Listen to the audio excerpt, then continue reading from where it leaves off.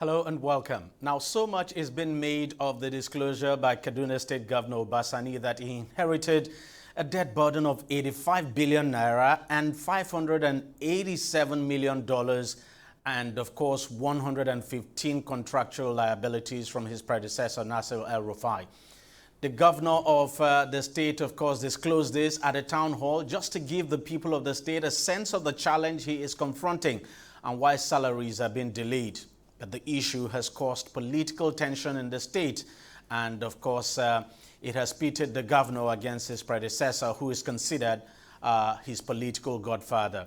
Already, the son of El-Rufai, Bashir, who is a member of the House of Representatives, has fired a salvo at Governor Sani, accusing him of shying away from his responsibility and surrounding himself with incompetent aides.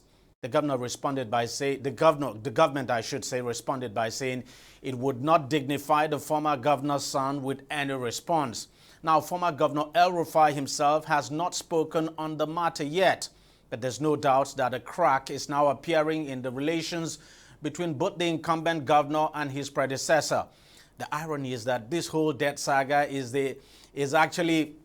was actually approved now by the incumbent, or I should say the incumbent governor now was among those who actually gave approval for the loans, especially the foreign component when he was a senator.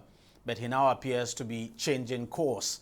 Let's discuss this further now. I'm being joined on the show by Anthony Kela, who is a professor of strategy and development, as well as a public affairs analyst. Thank you very much, Prof, for coming on the show.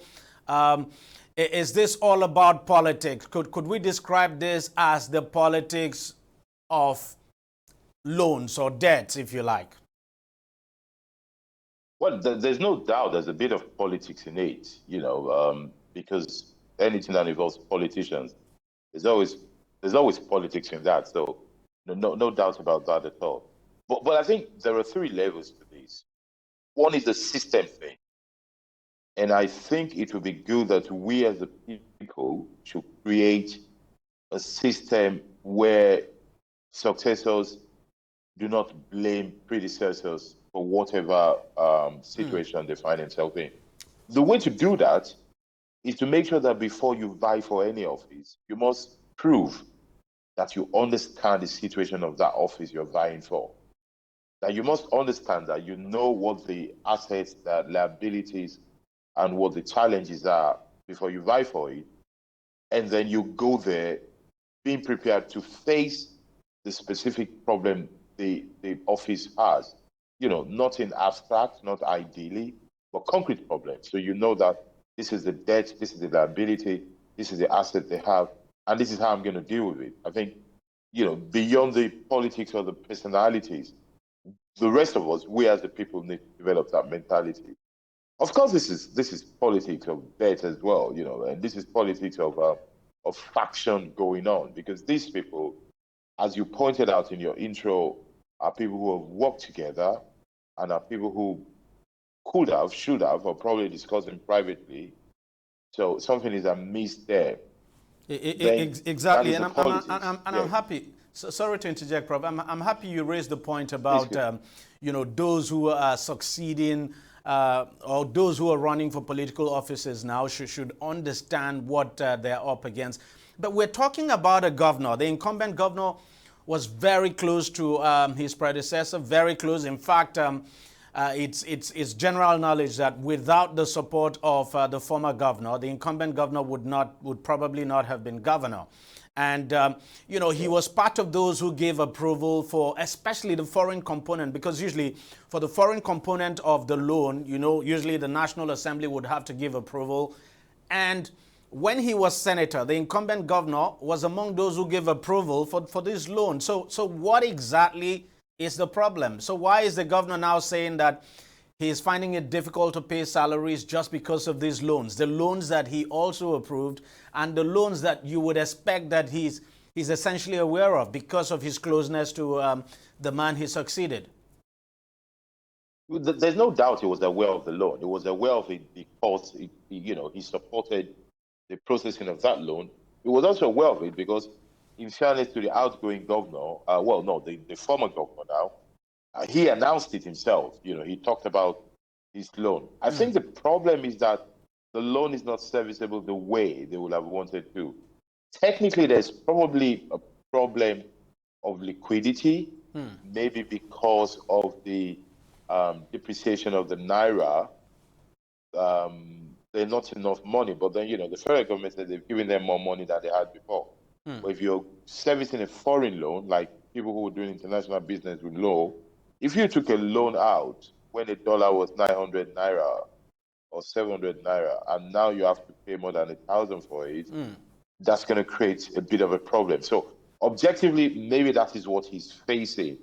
It should be clearer than that. You go back to the personal issues, because they were both part of this process together.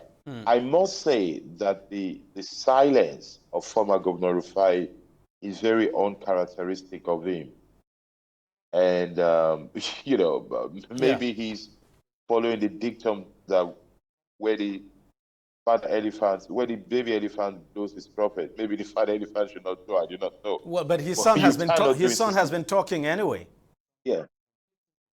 Sorry, say that again. I said his son has been talking. His son, who is a member of the House of Representatives, his son has been talking. Has been speaking. Yes, and interestingly, you see, this is where we should be careful. And interestingly, his son has right to talk because he's an elected representative of that area as well. The problem, though, that is his son.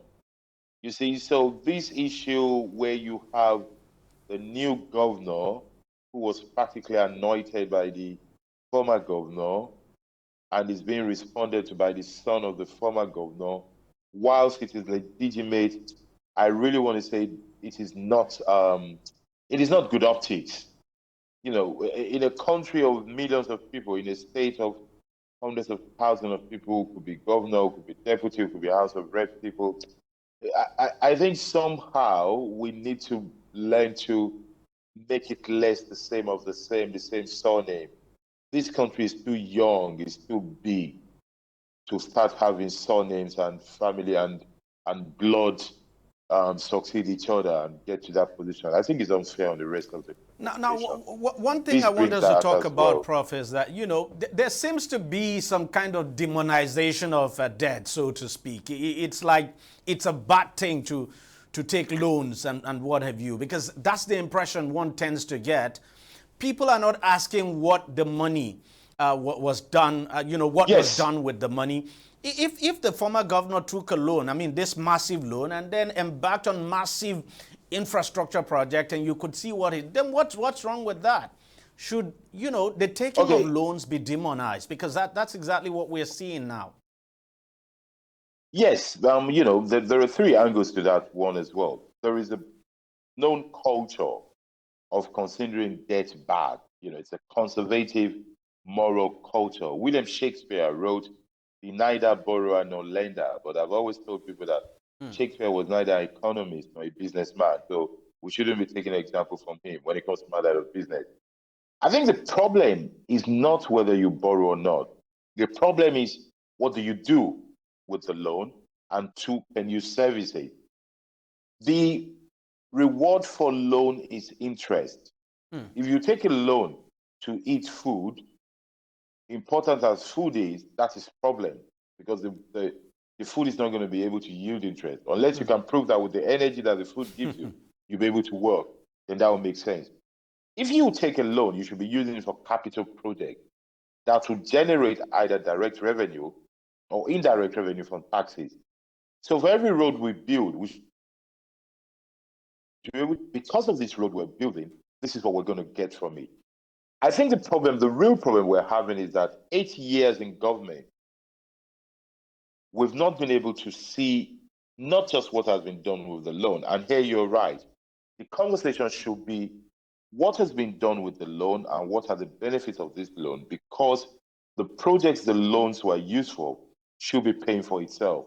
I think that is the missing link, rather than the moral aspect of whether to take loan or not. In our culture, nobody wants to be a borrower. Everyone wants to be rich and abundant. Abundance is what people pray for. But, people who are in the economy and business understand that you need to leverage. You need to get loans to build, pay interest, and keep profit.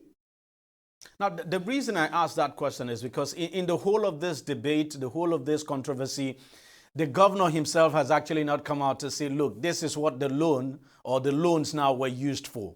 He's just said, he's just come out to say, look, I inherited a huge debt burden. But he's not been able to say categorically that, look, this is what the money was used for. And, so that people can get a sense that, look, the money was judiciously used, not wasted, or if it was wasted, then they can actually go for the jugular of the former governor. So is the governor being fair by not disclosing, what the monies were used for, so that people will be able to make proper judgment? Yeah, but you see, the interest of the governor when he was speaking was not to parade what the loans were for, was to explain his own difficulty. When you look at that kind of rhetoric, there is no space for him emphasizing on what the loan was used for. Again, let's go to system. I will advocate a system where if people take loan in the name of a state or a country, it should be obvious to all observers and anybody that is interested what the loan is for. Mind you, the papers of a loan will always write, when you're taking a loan, you will always have to declare two things, amongst other things. Well, three things. You need to declare the amount of loan, the purpose of the loan, and your repayment plan, and the source of what that repayment is going to be coming from. So I think those documents should, in a good system, those documents should be easily available, accessible for all to see and to judge it. So technically, we shouldn't be waiting for the governor. But of course, whilst we are here, we should ask both the present governor and the past governor to say, oh, I'm sorry, Your Excellency, can you remind us again what you did with that loan and what was your plan for paying it? I think, those are the kind of things.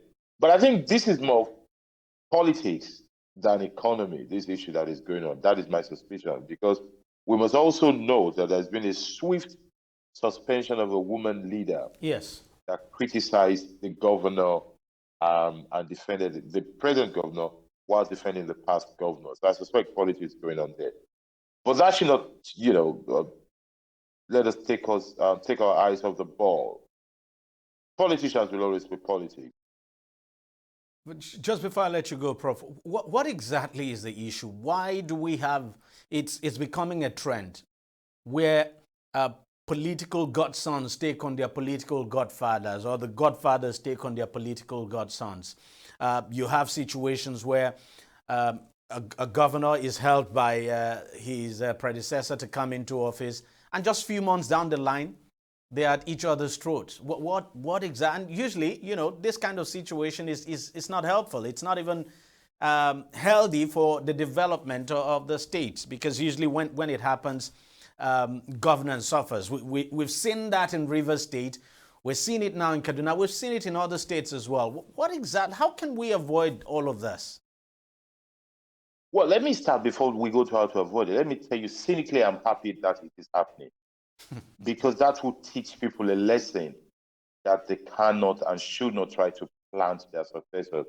They should go for a system that brings out the best. And they should not think that they can choose the best themselves. They should allow the system to work it out. The way to solve it is to curb the powers of the governors and let everybody operate within the law, regardless of who preferences are. We're personalizing something that should be institutionalized. I think that is the major problem we're having. It is this personalization of institution. So we're building personalities rather than institutions, and there's no way personalities would not crash. Because if you build a system where the governor is an emperor, once he leaves, there's no way, there's nobody that can be loyal enough or even be subservient enough for you to make you feel the way you were when you were past governors. That is why in monarchy, people die. They don't change. Once we know the position is not for life, we should already practice what will happen the day after office and imbibe that. And one of the ways to do it is that even those who are in office should not live like emperors. All right. Thank you very much, Professor Anthony Killer, a professor of strategy and development. Thanks a lot for your time, and thanks for coming on the show. Good being with you. Thank you very much. All right, we'll take a short break and we'll be right back. Stay with us. Don't go away.